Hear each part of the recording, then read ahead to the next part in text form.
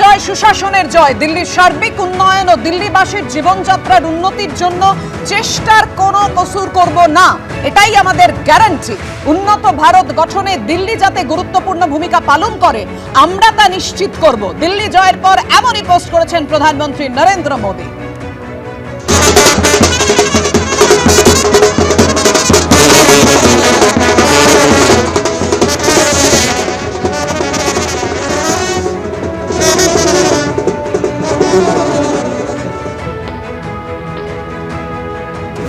হার স্বীকার করে অরবিন্দ কেজরিওয়াল তিনি কি বলেছেন দেখুন।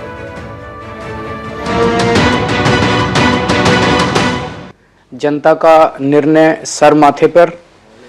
मैं भारतीय जनता पार्टी को इस जीत के लिए बहुत बहुत बधाई देता हूं और मैं उम्मीद करता हूं कि जिस उम्मीद के साथ और जिस आशा के साथ लोगों ने उनको बहुमत दिया है वो उन सभी उम्मीदों और आशाओं पे पूरा उतरेंगे। मैं आम आदमी पार्टी के सभी कार्यकर्ताओं को बहुत बहुत बधाई देना चाहता हूं, वो बहुत शानदार चुनाव लड़े।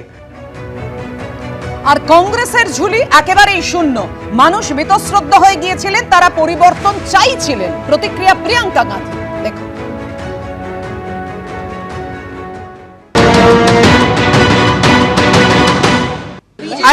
I think it was very obvious from all our meetings in Delhi and whichever people I was meeting that people wanted change. They were fed up of the way things were and they wanted change. I suppose they voted for change. My congratulations to all those who have won.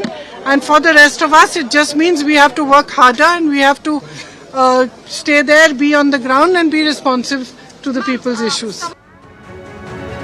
মানুষ পরিবর্তন চেয়েছে, তাই দিল্লির জনগণ একেবারে ঢেলে বিজেপিকে vote দিয়েছে। আমি এখানেই সজলদার কাছে আসবো। সজলদা, বাজেটের পর আপনার মুখে যে হাসি দেখেছিলাম সেই হাসি আজকে যে চওড়া হবে খুব স্বাভাবিক, আমি আগের আলোচনাগুলো খেয়াল করছিলাম। কিন্তু প্রশ্নটা এখানেই সজলদা, দেখুন একেবারে তাৎপর্যপূর্ণভাবে অতীতে নরেন্দ্র মোদী ক্ষয়রাতির রাজনীতির বিরোধিতা করেছিলেন, তাই তো? সেখানে দিল্লি দখলের লক্ষ্যে একেবারে আপ ও কংগ্রেসের মতোই কি করলেন? মহিলাদের হাতে নগদ তুলে দেওয়ার মতো জনমোহিনী ঘোষণা থেকে শুরু করে সরকারি স্কুলে কেজি থেকে পিজি পর্যন্ত নিখরচায় পড়তে পারবেন গরিব পড়ুয়ারা, পিছিয়ে থাকা সমাজের পড়ুয়াদের মাসিক 1000 টাকার বৃত্তি, চাকরির পরীক্ষাদের 15,000 টাকা এককালীন সাহায্য, অটো চালকদের জন্য বিনামূল্যে বিমার প্রতিশ্রুতি দেওয়া।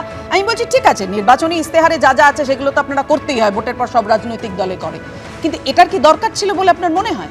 কেজি থেকে পিজি অবধি নিখরচায় পড়াবে, আপনার তাতে জ্বালা কিছে? ওমা, আপনি তো বললেন আমিও তো একজন মানুষ, তো আমি তো খুব স্বাভাবিক চাইবো। আমি বলছি না, আপনি পয়েন্টটা আমি বলছি শুনুন না, আমি বললাম আপনি 6টা পয়েন্ট বলেছেন, তার একটা পয়েন্ট নিয়ে আমি আলোচনা শুরু করেছি। আমি বললাম যে ক্ষয়রাতির বিরোধিতা, দাঁড়ান আসবো আপনার কাছে, আসবো যে ক্ষয়রাতির বিরোধিতা করছিলেন, তাহলে সেই ক্ষয়রাতির কথা হাঁটলেন কেন? আমি আপনাকে বলি শুনুন, সব ক্ষয়রাতি তার নেগেটিভ প্রভাব থাকতে পারে। শিক্ষার পেছনে যদি প্রকৃতভাবে কোনো খরচ হয়, সেটাকে ক্ষয়রাতি বলা উচিত নয়, সে যে সরকারি করুন। আপনি একটা গরিবের ছেলে কেজি থেকে পিজি অবধি পড়বে, আপনি বলার স্রোতে সবগুলো বলে গেলেন, কিন্তু কেজি থেকে পিজি অবধি একটা সাধারণ মানুষ পড়বে, সেটা গভর্নমেন্ট অ্যাসিওর করবে, এটার পেছনে ক্ষয়রাতিটাকে ধরবেন না। এক আর দুই, একদম একদম এক দুই, লোহা লোহে কো কাটতা হয়। যে পথে আজকে গেছে, ভোটে জিততে হবে, এই বাস্তব সত্যিটাকেও অস্বীকার করা যাবে না। সেখানে শুধু ওই ফ্রিটাকে যদি আমি এখন একেবারে তুলে দেবো একদিনে, বা তুলে দেওয়ার প্রক্রিয়া চালু করে দেবো, এটা ভাবার কোনো জায়গা নেই। যেভাবে আজকে রাজনীতিতে ঢুকে গেছে, এই সহজ সরল সত্যিটাকে আমি মানতে জানি, আপনাকেও মানতে হবে। আপনি শুরু করেছিলেন যে সকলের নজর দিল্লির দিকে, না, সকলের নজর নয়। কিছু কিছু লোক, বেড়ালকে যদি মাছ পাহারা দিতে হয়, সে বেড়াল বিশ্বস্ত হলে সে মুখ ঘুরিয়ে থাকে, যেমন কুণাল ঘোষ বলছে দিল্লির দিকে তাকানোর দরকার নেই। আর একটা আমি খুব নির্লজ্জ জিনিস দেখলাম, যে যার কথা ছিল দিল্লির মানুষকে অভিনন্দন জানাতে, তিনি কালকাজির মানুষকে অভিনন্দন জানালেন। মুখ্যমন্ত্রীর পদ হারানোর পর এত উচ্ছ্বাস, এটা কিন্তু কোথাও দেখা যায় না।